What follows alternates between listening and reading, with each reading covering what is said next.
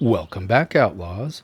On this episode, I'm going to show you how I harvest my coffee cherries, process them, and get them ready for the next step in making that final cup of coffee. So stay tuned.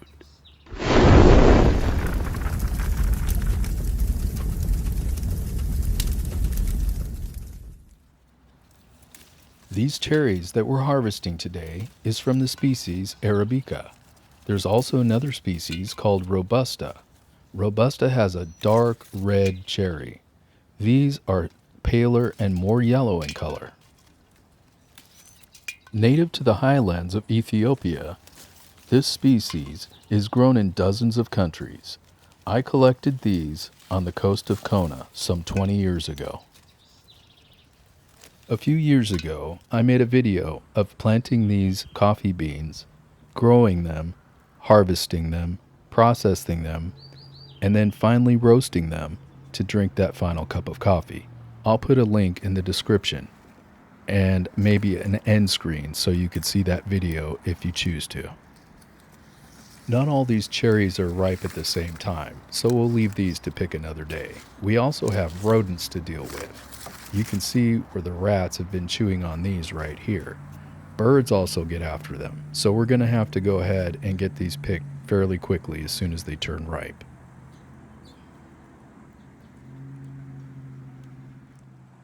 Now that we've picked all the ripe cherries, it's time to start the processing. I prefer to wear a set of latex gloves while doing this because these things are really sticky and they have some sap in them. So what you want to do is go ahead and squeeze that cherry, separating the flesh from the bean. This is a really tedious process, and if I had more of a volume of these cherries, I would need some equipment to help me get through this. Here's a little bit closer view of one of the beans after the flesh has been removed.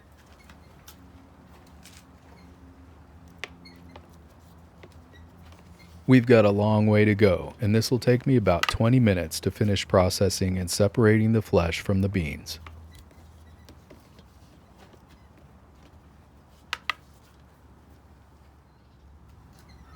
Now that we've got everything separated, it's time to give the chickens a treat. Nothing goes to waste. If you don't have chickens, then you can use these in your garden as compost. The girls really love this special treat, and in turn, they give me a gift. Fresh eggs.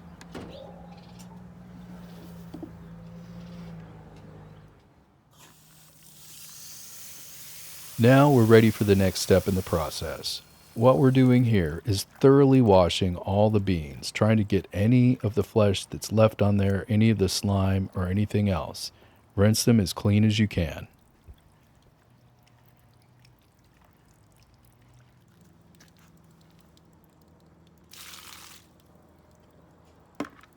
We're going to use the colander to give them even more of a rinse.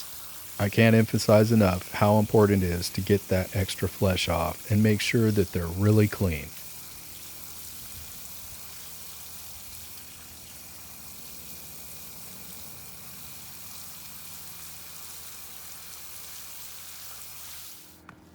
Now we're placing them in a bowl that we're going to add fresh water to and let them go through a short fermenting process.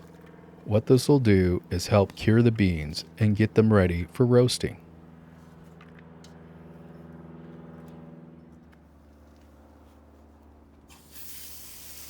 We're adding just enough water so that a few inches covers the top of the beans. What this will do is it'll allow enough space for the beans that aren't fully developed to float and rise to the surface so that you can easily separate them at the end. Now that they've been soaking for about 24 hours, it's easy to see the beans that we need to remove. All these have floated to the surface, which makes it really easy to get them out and separate them from the beans that we are going to use.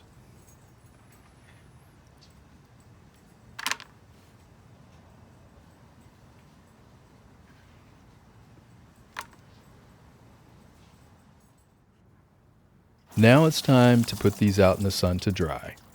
I usually do this for about a week, and I found the best way to do this is by using an old screen. You spread them out, move them around so that the air can freely move around each one.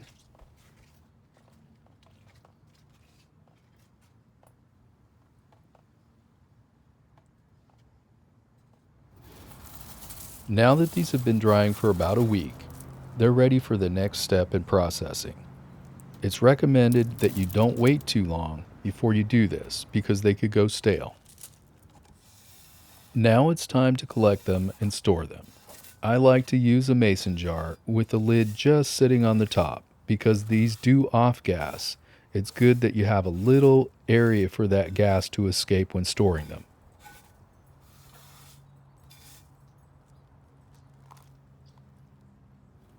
As I mentioned earlier, I'd made a video previously that shows the whole process from planting and growing them all the way to the end to roasting them.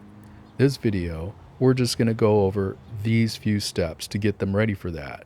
I'll show you how to do this right now, and that's getting the hard shell off the bean.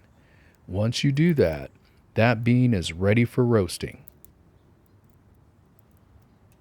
Look at that beautiful bean, and now we're ready to roast. And as always, thanks for watching.